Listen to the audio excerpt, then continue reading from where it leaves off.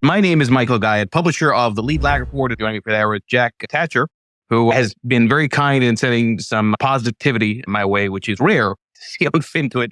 But Jack, introduce yourself to the audience. Who are you? What's your background? How did you get involved, interested in markets and trading, and what are you doing currently? I've been trading in the markets for about 10 years now, and, completely self-taught, like probably most of the people out there, right? You start and, luckily I started small. So, when I, lost money, I didn't lose too much, right? And, looked at all the different things out there, looked at fundamental analysis, look at, technical analysis, obviously, looked at, pretty much everything and settled in with mostly technical analysis, about 80% technical, probably 90% technical trader. I do use a little fundamental to help guide my stock universe a little bit, but that's about it really. And as I've been doing it for 10 years, I've made a ton of mistakes along the way. I've done some things right along the way, and I'm a completely different trader than I was, 3 years ago or 5 years ago. And, as we get through more cycles, we get better at what we do, right? Talk about some of the early mistakes with hindsight that you made. So the biggest mistake I've made over my lifespan as a trader has been averaging down in losers by far. That was a hard one for me to learn. And so, I cut an account in half. Luckily, it was a small account, but I cut it in half doing that. Yeah. And that's, it's interesting. Right? So if your long-term strategy is dollar cost averaging, you should be averaging down because you have the time horizon, right? You should just be accumulating in that position. But, if you're a trader, it does make sense. It's almost like a revenge trade, right? You're trying to allocate more to that which is losing, and you don't want to admit to yourself that maybe just the entry was wrong to be right. So like this particular, it was actually JCPenney. So that was the stock that I was, this was years ago. Obviously, they've gone bankrupt since. But so I thought, it's a nationally known chain. I understand their business, yada, yada, yada. But I kept averaging down saying, well, it's going to pop, it's going to pop, it's going to pop. And then eventually I just cut my losses and basically ripped the Band-Aid off of that one. And just so, like I dollar cost average all the time. When I got into trading, my wife and I believe financial decisions should always be done with your spouse. And we said, listen, we're going to have retirement accounts, dollar cost average every week, every 2 weeks, whatever. Money's going to go in there the way it goes, right? Indexing and all that kind of stuff. And then trading will be completely separate. So my trading account went to zero. It wouldn't change our lifestyle at all, right? And so that was the deal we made, years ago. And so I believe in dollar cost averaging for the long term, exactly as you said. So is the counter to that when you have a winning trade, you add to it, or do you tend to reduce and fade and rebalance? Yeah. So when I have a winning trade, I tend to attempt to sell some, usually about half or so, into strength. Wait for it to pull back. We'll say like some kind of bull flag or something of that nature. And then potentially buy back a piece of it and then let it ride a little bit higher again and hopefully rinse and repeat that until the trend is over. That's how I like to do it if I can. I often poke fun at what I call the swiggle, which is meant to not be an attack on technical analysis, but an attack on being fooled by randomness, right? Which is using the Nassim Taleb type of term. Because I often see a lot of people referencing signals and levels and things like that. Yeah, they might work, they might not. But if you were to actually back test it, it probably is more noise than anything else. How do you know what's real and what's not when it comes to technical analysis? Because I think this is where I myself have a real pushback against most of what I see on Twitter. Yeah. So, the way I do it is, I look at levels where I can see there's been some sort of pull and push where supply and demand is meeting at that point. And there's ways to see where, there's resistance on the chart and there's support potentially, right? You never know in the future, but potentially. So those are areas that I will key in on. And if I could buy near one of those areas, and if I'm right, then the support will hold and it could potentially go higher, right? And if I'm wrong, then I'm only wrong a very little bit. And, I sell the trade and we try a new trade. And so I believe that if you do that enough times and you take very small losses, then overall you're going to be successful within your trading. Let's talk about the opportunity set. So this, I think, is what is often missed by a lot of people. So, and I'll preface this by saying, especially given the stupidity I saw the last 24 hours on Twitter with people going after me, not making the distinction between me as a thought leader, researcher. The opportunity set, I think, is really critical because let's say, you were going through your trading journey and you were sitting in Europe or in Asia or in Latin America the last decade. And those were the stocks you were trading. We know that those areas haven't really done all that well, right? You mentioned the last 10 years you've been a trader, right? So the last 10 years have been dominated by one characteristic alone, large cap, being the big driver of U.S. outperformance. For sure. For sure. So do you tend to limit yourself to just U.S. equities? Do you look international? And how do you think about that opportunity set point? Because this is where I myself have been going through a lot of frustration for a long time. So, I will buy foreign fund ETFs from time to time if I can see that outperformance. So, relative strength is really important to me. So I'm looking for what is, where's the rotation going? What's relative strength? And so just so you know, my time frame for trading is a swing trading time frame. I think it's really important to kind of state what the time frame is because, somebody that's a position trader is going to have a much longer time frame, right? And somebody that's looking for retirement could have a much, much longer time frame. So I'm a swing trader. I'm looking for, a week or 2 weeks could take, I like to get, 20% or so, and then I can move on or just follow the trend if it goes higher, right? So that's kind of what I'm looking for. But I think that what you're kind of alluding to, and I think we completely agree on this, is that it's all about the conditions, right? Well, the conditions for the last 10 years has been, big tech and mega cap US based companies, right? But there's going to be times where things are going to change. We know that. And it's going to rotate back to emerging markets and, maybe Europe or who knows where, right? China. And there's going to be, that rotation at some point in the future. And I think we have to be nimble and just be aware of that and look for it. But it's all about the conditions. Right. And the point is you need to have that tailwind, right? Mm-hmm. So there has been no tailwind in international and particularly emerging markets, right? So I was using the example, if you were getting a rules-based momentum signal on the S&P versus the EEM ETF, right? The emerging market ETF. You get whipped out to death with EEM, right? Because it got nowhere, right? This is just volatile sideways. So you try to get a momentum trade, doesn't want to stick, you break down. Whereas with large caps, there's persistence, right? There have been since the last decade. But to your point, it's like, we know that that era will end. The question is when. And the truth is, you've only had kind of two periods where it momentarily ended. That was 2020 with the COVID crash, and then where obviously Treasuries massively outperformed. But then also 2017, which was the lowest volatility year in history, and emerging markets were up substantially, small caps were up substantially, and they were all outperforming large. So, but other than that, the truth is it's been hard to beat the S&P. Now, some traders, kind of pound their chest around the idea of, in quote, beating the market. What's your mindset on that? I mean, this idea that the competition is the S&P. I think there is some merit to that because if you're not going to beat the S&P, just buy the S&P, right? I mean, why make your life more difficult, right? If you can't beat the S&P. So I think there is some merit to say, I'm going to benchmark my results against something. Now, it may be the S&P, it may be the Qs, it could be something completely different, right? We're all different. But I think we have to, there has to be a way to measure ourselves, right? Our success. Because if I'm doing well, but the S&P is still doing better than me, I'm wasting a lot of time that I could be doing something more productive. Yeah, I think that's actually, it goes back to cycles, but I think this is where, again, it is, and admittedly, I've had this struggle myself because, from an asset allocation perspective, if you want to beat the S&P, the only two things you can really do are either leverage the S&P, tilt small, or go international. Like that's really it, or time a risk-off period correctly. So it's true, right? A lot of people probably trade. They're not able to beat the S&P when that's their opportunity set, and they'd be more productive elsewhere, right? In terms of just where they're spending their time. Now, okay, so let's get a little bit deeper into sort of the opportunity set. So are there certain sectors or industry groups that you find that you tend to trade better than others? Yeah. So, I mean, I like to look for the relative strength in things, but there's certain areas that obviously I like technology and there's good reasons for that, right?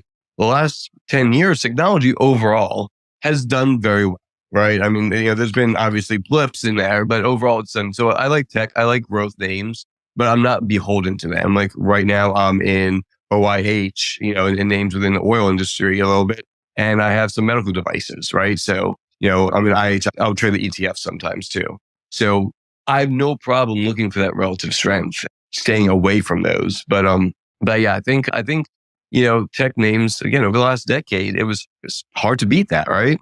I mean, go where the strength is. Yeah. If you're a discretionary trader, there's no doubt about it, right? I think again, this is another part of that drives me crazy about Fintuit is I don't differentiate between systematic, rules-based versus discretionary. The truth is discretionary has had a big edge, if you just focus on S&P type stocks. But let's get a question. Go ahead.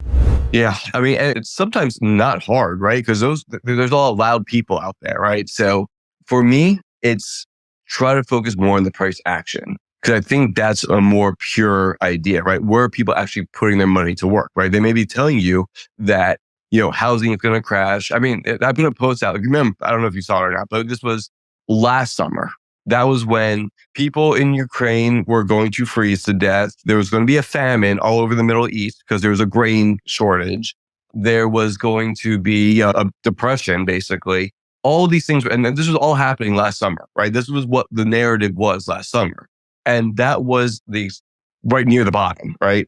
So seeing how taking the other side of that story was the best trade out there. And I think again, Brian, we've talked about this before, that the news was so negative. If we just followed the price and it was improving, we were seeing higher highs and higher lows on the charts, and things were starting to rebound. And again, I didn't get aggressively long at that point because I still didn't know, just like no one else knew what was going on.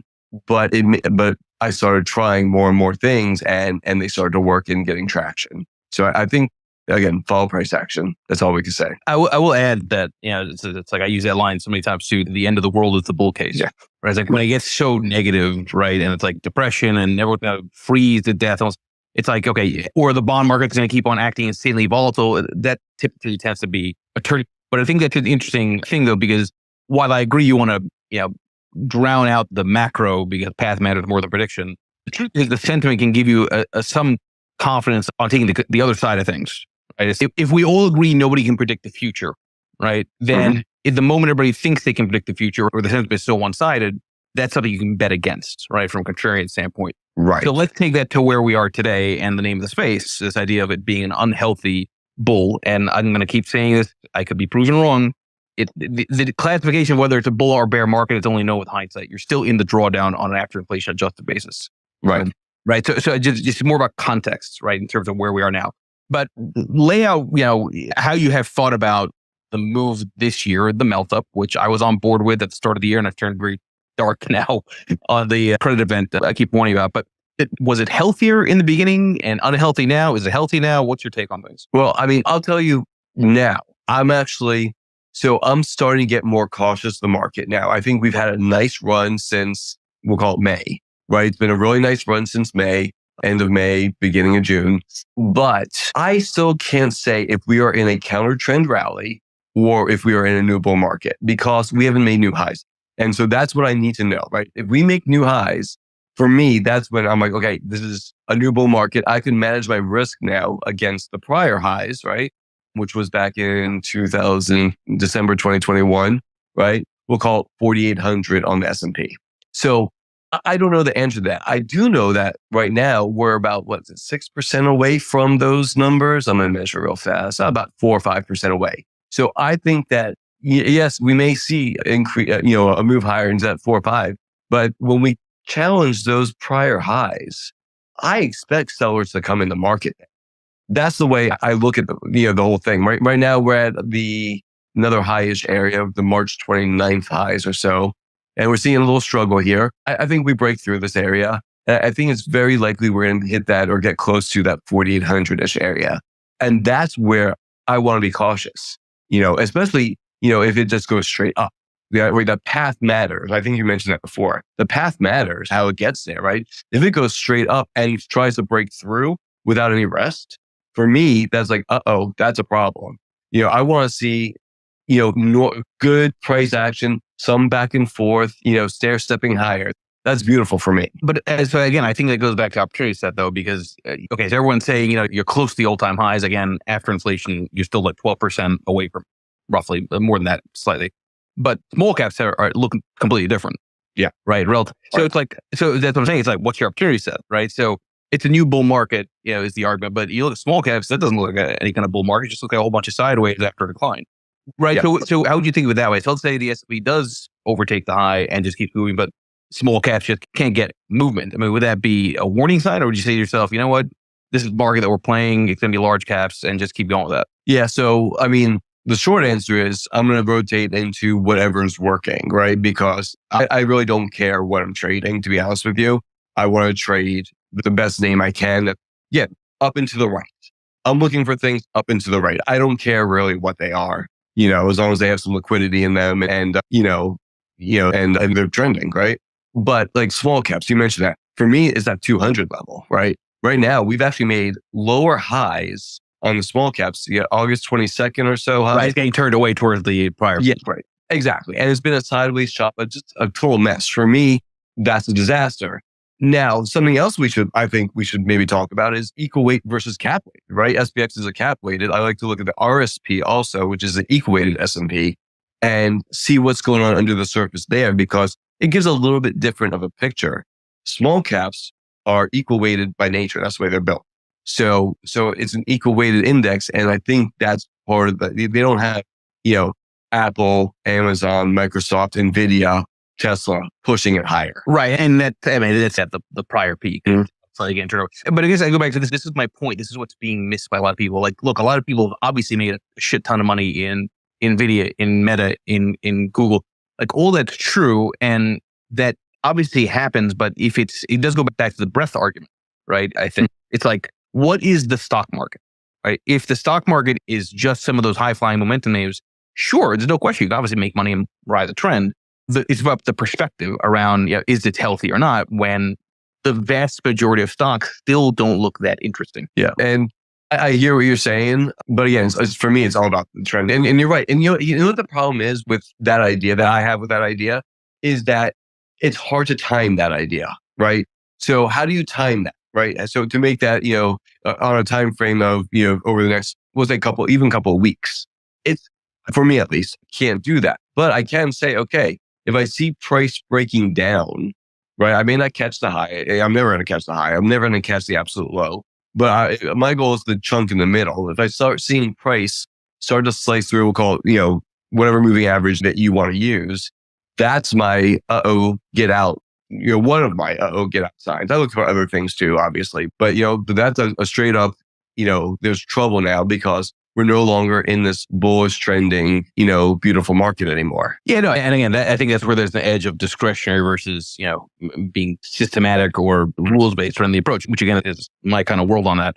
Sure. So you mentioned that, you obviously focus much more on the technical side, but you're aware of the fundamental end. Does that affect the weighting? Because I think that's sort of where the fundamental overvaluation, listen, you could be all in on Nvidia and you're killing it and crushing it and God bless, you're going to be buying Lambos, but you'd be hard pressed to argue the fundamentals just at all what's happened. But and that's fine, right? Because you don't have to have fundamentals. Technicals obviously agree, right? Technicals you would argue should lead fundamentals unless you get frothy, but it might at least help you determine how much to risk. Yeah, I agree with that. I mean, I use it more to help define my universe of stocks more than, anything else. So when I screen, and again, I do a lot of different ways to find the universe of stocks, but I have certain screeners that are looking for, certain fundamental, more growthy type names. And that's kind of how I use it. Like I said, I am more I'm not a fundamental guy. I would not even, I look at them, but I don't really, again, it just helps define my universe. I won't trade off. I trade off the technicals. So now do you short too, or you're only playing on the long side? So if I short, I will short indexes. I won't really short individual names. I've never had real good luck with that. So I just stay away from it. Okay. That's an interesting way to frame it. So obviously if you're doing individual names, you got idiosyncratic, company specific gap ups or gap downs, right? And if you're doing an index, you're not going to have that same gap potential, right? So really what you're saying is if you're shorting, you don't want to expose yourself to the gap risk on the upside. Exactly right. That's my problem. They come out with some kind of news or something happens and then you're in trouble, right? Real quick. But are you doing it as a full-on directional bet or are you doing it like a hedge, like a net long? No, I don't hedge. I'd rather be in cash. If I need to hedge, I'll just reduce my exposure basically, but I won't hedge. I do directional. Like I think the environment's changed. And I think that it's likely that we're going to go down for an extended period of time. I don't want to deal with wiggles, just like you said. That's not what my goal is. I want to be directional, like, okay, things have changed fundamentally with the narrative. And now I think we're going to go through a period. See, I only believe the market is very bullish 2 or 3 times a year. And I know other people have said the same thing. I didn't make that up. But I do. So with understanding that, I want to ride this bull trend until it's over. And then I could go back to very low and minimal allocation. And again, as discretionary trader, I have that ability to do that. until things look good again for my style of trading. So that I have no problem doing that. And again, I want to trade. I like trading, but I have the discipline to not trade when things are not right for me. Okay, so you said something which I think is important to play with, which is, when it's over. So like I've used that line before. Also, it's the trend is your friend, right, until it ends, but nobody ever tells you when it ends, right? Until like long after the trend ends. So what are the things that help you determine when the trend has reversed? I mean, so for me, again, I'm going to go through my moving averages. I'm looking at that. Under the surface, I'll look for other things too. I do, again, not nearly as much as you look, but I'll look at credit spreads, to see if they're tightening or widening, right? And it's a good risk on, risk off type of look. I like to look at some sentiment stuff to see if it gets extreme. See, for me, sentiment's only good in extremes, right? If it's not extreme, I ignore it because it doesn't mean anything to me. So it's got to be extremely bullish or extremely bearish. And I'll be honest with you, I'm more interested in extremely bearish sentiment because that's from my experience, a better signal than the very bullish. We can stay bullish for a period of time, but bearish sentiment tends to spike and usually can mark bottoms. So I like to look at sentiment. I know you did a lot of research on, I believe, the lumber gold ratio. I look at the copper gold, and I'm sure you can tell me why lumber gold is superior, but I do look at the copper gold ratio as well. It's the same reasoning, right? Copper gold is about industrial activity. Lumber gold is about housing. It's the same. It's just about cyclical versus non-cyclical, right? Numerator, denominator. The funny thing is, like, people, like the last 2 years, I was also very loud saying your house is fucked. Yeah. Based on lumber. And obviously I've been wrong on that, but housing's a long cycle and home builders have been giving you a different message. And by the way, there's always false signals and it could have been a false signal. I don't disagree, but there's other reasons why I still think housing is going to be challenged. But the point is, and this is, I think, also an important point too, you can look at copper to gold. I can look at lumber to gold. As with any signal, there are whipsaws. There are times when it tells you play defense and the market goes higher. It tells you play offense and the market goes lower, right? It's about sort of the multiple rule of the die in using a signal that you find historically is reliable. Right. The problem, again, with what I see on Fintuit is that totally missed. They judge based on a single roll of the die, not the longer term probabilities. Now, so in my case, the whole lumber to gold thing, it's proven. I have papers. Anybody can look at the data and see that there is validity to that as an indicator of volatility on average. But the key term on average is missed by, I think, a lot of people that just look at the small sample. Okay, so copper to gold, and I haven't actually looked at copper to gold recently, but how is that looking now? I mean, I haven't seen the recent movement. So it's recovering, right? And I think that's more important than any, ratio number or anything like that. So which is really interesting actually, because, and let's talk about commodities for a second. We'll talk about copper gold. It's recovering. So basically it's starting to move back up into the right, which I think is a bullish sign, right? If copper is outperforming gold in general, but the dollar is rising again, but commodities are going up too. And that's actually one of the things I'm like really interested in right now. Like which one's right? Like very rarely do they move in the same direction as far as I understand it. So that's kind of interesting that we're seeing the dollar starting to rise and commodities go up as well. Yeah, I agree. The correlation is not one for one, but you're right. I mean, a rising dollar tends to be a headwind. I had Jason Shapiro and Gareth Soloway on a space yesterday, and Shapiro crowded market report noting, right, that the short dollar trade is crowded.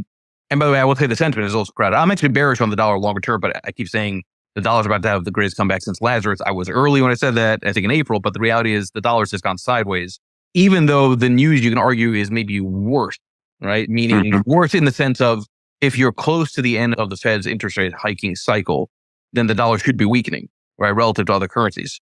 So the fact that actually it's showing some signs of strength is interesting. Commodities may be the reason, you can argue, because cost push inflation, commodities rise. That means maybe the Fed has to keep on hiking rates. Who knows?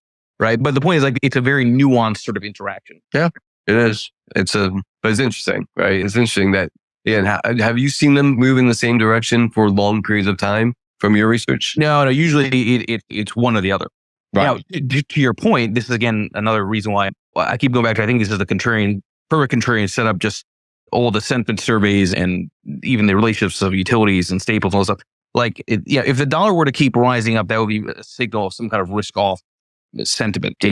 Right. And again, I keep going back to usually August and September, the VIX rises anyway. So you're entering a seasonal period, which is more likely than not to have a difficult period for the bulls, which goes back to unhealthy versus healthy. all that's interesting, right? But it doesn't mean you can actually trade off, right? It's sort of another dynamic there. So, but do you play the dollar at all, or is it just more of something you kind of keep in the back of your mind? No, it's more like an indicator. If I see a rising dollar, it's risk off. And so I'm going to get maybe a little bit more defensive and maybe lower my exposure at that point, right? In fact, especially if 10-year yield is rising as well, and we're seeing that dynamic actually happen right now. The dollar and the 10-year are both moving higher together. And so it's just, that may lead to that risk off, trade. And again, now I look for a lot of things put together. We're coming into overhead supply potentially on the indexes 4 or 5% higher, right? I'm seeing a rising dollar. I'm seeing the 10-year start to rise. So now I'm building a picture, my environment, right? And so now as all these blocks come together, if I start seeing some weak price action, I may then, again, reduce exposure and lock in gains. Because that's the part that I think most people want to buy Amazon in 2000, 2001 and put $1,000 in and make, whatever million percentage that they're going to make and hold it the whole way. Well, in reality, Amazon's had multiple 50%, 80% pullbacks along that. And none of us would probably want to hold during those, right? Because we didn't know if it was going to zero or not. And so my goal is to, again, it's a little bit of a tangent here, but I want to lock in gains along the way. And then and reduce risk when the environment is changing. Do you have any longer term investments to kind of balance out against the trading side, or is the entire portfolio trading? No. I have a completely separate retirement portfolios, completely separate. I actually don't even manage those. I have somebody else manage them actually, because the trading is one thing. Again, that's the deal my wife and I kind of made a decade ago. And so that's what we do. Yeah, and most of it is index based, right? So if indexes are fucked, I'm in trouble. Right. I think it's important, by the way, that people do that, right? It's like, if you think about diversification, diversification is also of passive versus active. So you might be the greatest trade in the world, but if you want to diversify against being the greatest trade in the world for the inevitable drawdowns, that means you should probably have some passive. Right? I think that's often missed by a lot of people when they think about portfolio construction. And actually, I give you credit, right? I mean, I think given the way it's structured, but it's probably best you get in a separate account, right? Different from your trading account, because you're going to be tempted. Yeah, exactly. And then honestly, my wife really never asks me too much about my trading account. And usually if I tell her about it, that's usually a top, right? That's the story. Have you told her about it? It's so that's crazy. But yeah, I mean, and you mentioned like housing. I like to, I try to think about the economy in 4 ETFs, right? So I look at ITB, which is the housing. I look at XLF financials. I look at SMH, which is semiconductors. And I look at IYT transports. And I follow those quite often as well, at least weekly, if not a little bit more, because that gives me a good sense of what's going on in the economy, right? If we start to see like those specific sectors weaken, and they all have different purposes, right? I look at housing, really employment, and they're a driver of so much of the discretionary part of the market, right? Financials, obviously, semiconductors are in everything, and transports, obviously, these goods that need to be moved around. So I'm looking, for me, that's a good proxy for how is the economy doing? How healthy is the economy? And right now, I'm not seeing any weakness yet in those ETFs. So again, that's why I'm still leaning on the bullish side, and I'm not willing to take my foot off the gas quite yet. I think there's a little bit more in the tank. Which, by the way, I will say, I think is perfectly consistent with the event idea I keep putting out there, right? Because the reality is the momentum is strong. So it has to be something almost exogenous, right? That kind of comes from left field, right? That throws everybody off. I mean, so which, by the way, is no different than the argument of that people seemingly forgot, given the way markets acted last year, of staircase up, elevator down. Right. The staircase up is a trend, the elevator down is the event. But just people forgot about that because of the smoothness of the downtrend last year. Yeah, I agree with that. They forgot about COVID, right? Because COVID was the event, right? Even though, listen, I remember I canceled a vacation because there was 3 cases of COVID or some unknown virus in Seattle, Oregon or something. And we were going to go out that way. And I remember I canceled a vacation over spring break, saying, I told my wife, this doesn't look good. And damn it, I'm still pissed at myself for not shorting the market at that point, but I didn't. And we saw that turned out. Yeah. So the approach for me, based on the conditions and the indicators, is to try to get ahead of it, right? So it's like the conditions favor the accident. I don't know if the accident happens, but I need to slow down. So post-COVID, in terms of large cap dominance again taking place, treasury failure last year, the last 3 years have been a roller coaster ride for me, just watching a rules-based approach. But again, it goes back to cycles and environments. But I do think if you're systematic, you don't have to think in those terms. So my point is, there are times when discretionary really has a big edge, and there are times when systematic has a big edge. But nobody knows when it is. Right, exactly. If you're rules based and you just go with the rules, I don't want to say there's no thinking about, because that's not really the right way to put it. But you have to. No, it is the right way to put it. I don't when I remember very well towards the end of March, and I was loudly bullish actually at that point. And I said, I think we're going to have the COVID-19 bubble is coming. I have a Seeking Alpha piece I put out there. So the thing when levered equities and when the entire world is shutting down, if I did that on a discretionary basis, I would have probably lost my damn mind. Right. But it's rules based, right? So it's like, I got to follow the rule, right? So the point is the benefit of a rules based approach is that you don't have to think about it, which means you don't have to have the emotional questioning of a decision. Right. It's 100%. Right. And that takes, like you said, the emotion out of it. It's just, this is what we're doing, period. Which is nice in some ways. The other thing that was interesting too, in 2021, I tracked the number of IPOs per year, because I think that's also another, again, it's a tertiary type of thing, but I like to watch that because it tells you a little bit about frothiness.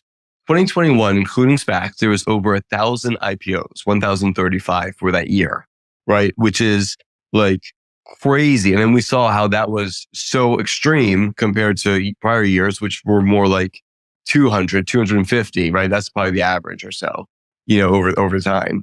And that right there was another, again, tertiary type sign, but still that things were just getting out of hand. Then we saw what happened in 2022, which was not pretty. Do you think that we're in sort of a mania phase or selective mania right now, just given, how some of these large cap tech stocks are almost trading like, the shit coins of 2020, 2021? Yeah. So I don't think, again, none of us know, right? But I don't think that we're going to have some kind of market crash per se, right? I'm not in that camp. I do think that we've gone up quite a bit over a really relative short period of time, and there needs to be some sort of retracement. Again, we don't know if it's going to be 10%, 15%. And when we say 10 or 15%, you're like, oh, that's not that bad. But really, when you go through it, it hurts.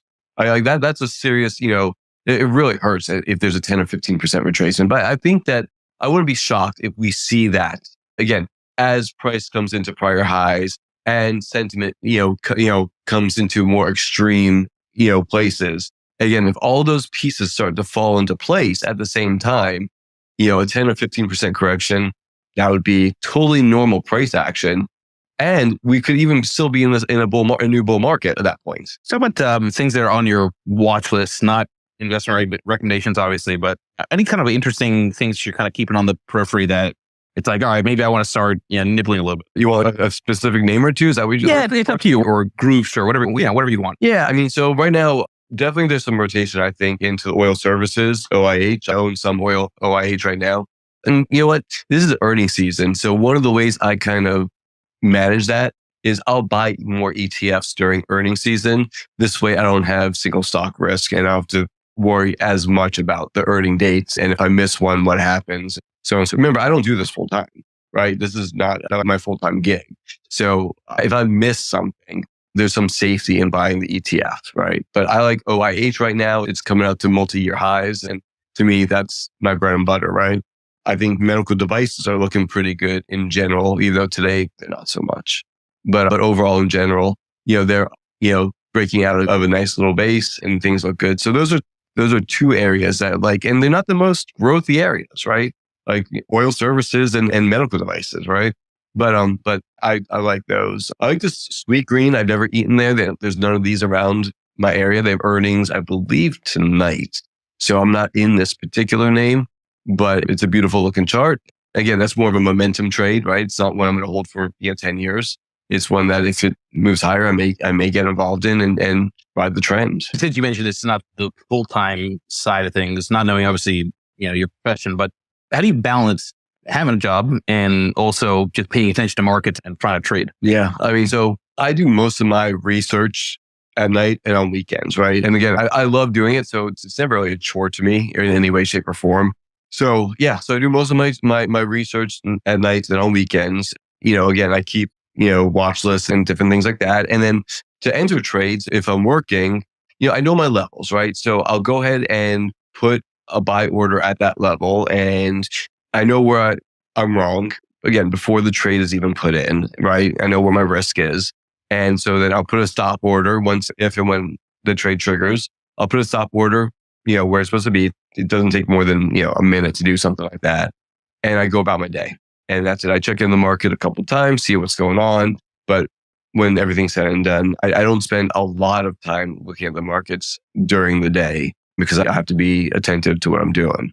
So, but like today I'm off. Right? I'm not working today. I, did something this morning. Actually, I started looking at markets about 15 minutes before we started talking today, Michael, because I was out of my house for the morning. So yeah. So, I don't need to watch every tick. And again, I think that actually gets you in trouble if you try to watch every tick, because then your emotions start playing on you. So there's actually an advantage in some way that I can't really do too much during the day if I'm working and I'm making my decisions when the market's closed, right? I think there's a certain advantage to that because you can make a much more objective type decision. By the way, that's, I know the direction I wanted to take it anyway. It's true that, there are studies on this, right? So if you were to look at investor returns, the return an investor gets in an S&P 500 mutual fund is the returns an investor gets in an S&P 500 ETF. Both tracking the S&P, same fees, right?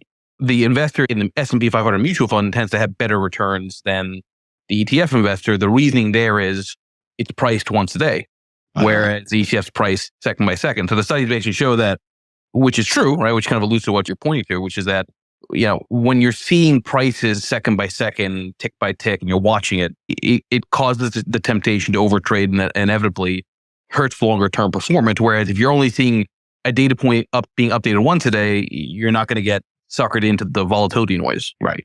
Exactly.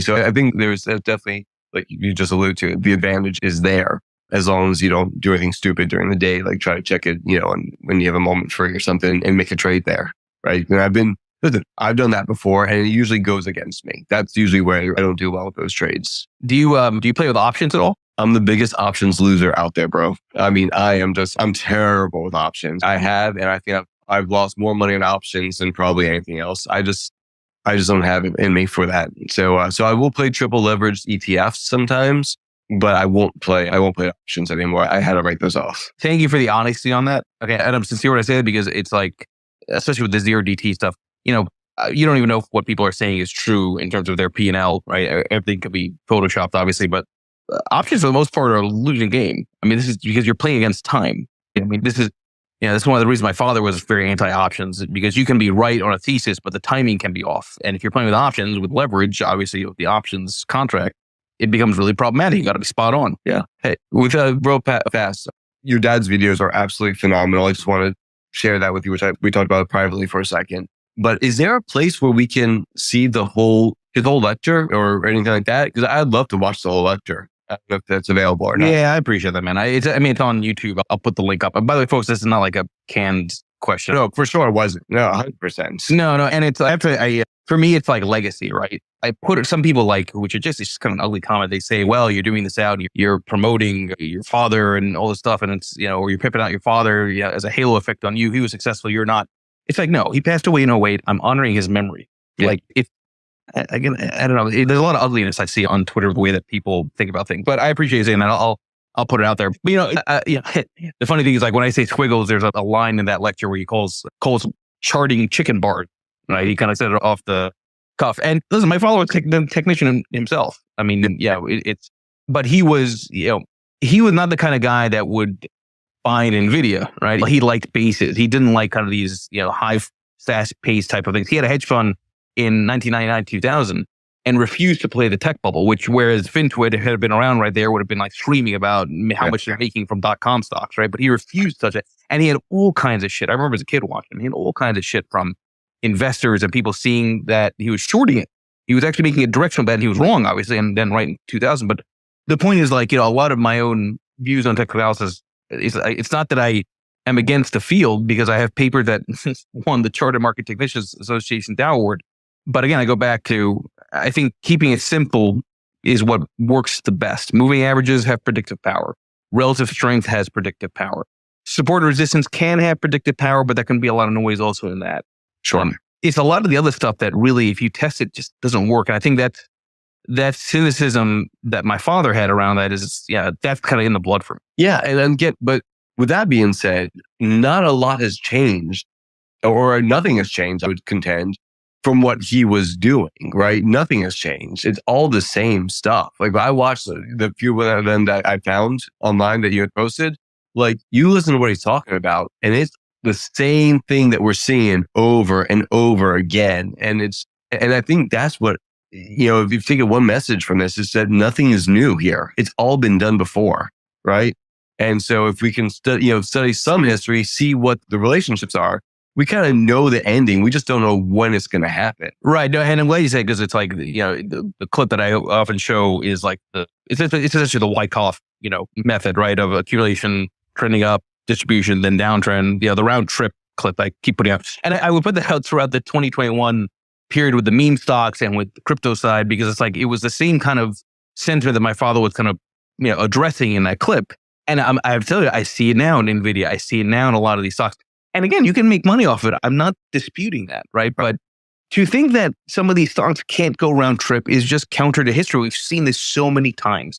Again, this is where time frame matters, right? Like me saying NVIDIA stock, which I'm personally doing for engagement. And by the way, it's not a recommendation to short because I don't believe in shorting anyway. But it's like, you're going to tell me in 5 years, there isn't a risk, or 3 years or 1 year, that there's a risk that NVIDIA undoes the entire move and then some, when there are plenty of thoughts that have had a similar type of movement, same kind of conviction, same type of narratives. And it happens time and time again, to your point. There's nothing new. And though, Michael, I think that's the argument for buying an index like Q, because it rebalances quarterly. It's going to be in the strongest. It's going to adjust, right? If something is losing value, it'll adjust out of it and rotate into something that's gaining value, right? And so, I think that is the argument for index investing to some extent, because you're going to naturally come out of the weaker stock and go into a stronger stock. No, I think that's an important point. I mean, that way kind of handles it from just by the very nature of the product. I think that's a valid point. But, again, I go back to, the old Charles Dow quote, the one fact pertaining to all conditions is that they will change. Yes. Right. And the thing is, most people don't recognize the conditions have changed until after it's too late. So this is the thing about, I really do believe this, and the compounding on that proves this out. Like, it's true. A lot of people want to play the middle of a trend, right? But the reality is the biggest returns don't come from the middle of the trend. They come from the turn. The thing is, the turn you can only see it with hindsight. It means you have to some extent, have a leap of faith, which is ironic that I say that when I say, when investment becomes a religion, it's time to lose faith. Yeah. But I do think, like, this is what Tulsa missed. It's like, you can trend follow, but if the biggest returns actually come from when it doesn't look like the trend's obviously turning, right? And there's a degree of luck in that too, admittedly. But I think this is what's also, it's just a different style of how do you compound. Right. Yeah, that's fair. That's fair. Like I said, it's going to be almost impossible for my method to catch an absolute bottom. It's just not going to happen. I could watch for the environment changing, conditions changing, and start small, but I'm never going to really catch that bottom until the trend is a little firmer, right? That's just, again, like I said, it's time frame and having maybe even like a dollar cost averaging strategy, which will catch that turn, and miss the turn multiple times with a more discretionary type strategy. And they kind of do marry each other very well. What would be your biggest piece of advice? Because, I give you a lot of credit. You speak very eloquently. You know what you're talking about. You went through the self-learning. You're very honest and open, which I wish more people would be, because that's how you self-improve, right? I mean, that's to your point. What would be your sort of, your biggest piece of advice for people that are only now starting to get into things? Because I have to say, I go back to, I think there's a lot of uneducated speculation that's creeping back in with the new bull market narrative. So if somebody's new entering here, what would be your biggest piece of advice? I would say one is trade a very small account and trade real money. Don't paper trade. Because I think so much for a discretionary trader is emotional, right? Because losing money hurts, right? You feel it when you're losing money. And so I think that if I tell anybody, keep your account small because you're going to lose money right in the beginning. Everyone does. That's normal, right? Just know that's normal. And until you figure out what you're really doing. And it could take years to do that, by the way. It took me years to do that. And the second, definitely trade real money so you get to know your emotions and who you are as a person, because there's no better way to learn something about yourself than trading stocks and equities. Very well said. Jack, for those who want to track your thoughts? I mean, I assume Twitter's obviously the main place to go to, but are there other places that you put some of your content or thoughts on? Yeah, I mean, I do YouTube videos, so I always post them on Twitter as well. So I would say just if you follow me on Twitter, that's pretty good. You'll catch videos or anything else I'm doing through my Twitter feed. That's my main conduit. Everett, please make sure you follow Jack if you don't already. This was, for me, a nice conversation. I appreciate the reference to my father and that. I have gotten my ass kicked the last couple of years, right? But I maintain there's no gurus, only cycles. Opportunity set is actually a big part of what drives investment return beyond just signal. And I believe, could be wrong, that we're closer to the end of S&P large cap dominance, which is actually a good thing because it gets to be more interesting if you're looking for other stocks other than NVIDIA. So that said, thank you, Ray, for joining. Hopefully I'll see you all again soon. Thank you, Jack. Appreciate it. Thank you, Michael. Appreciate you. Have a great day, everybody.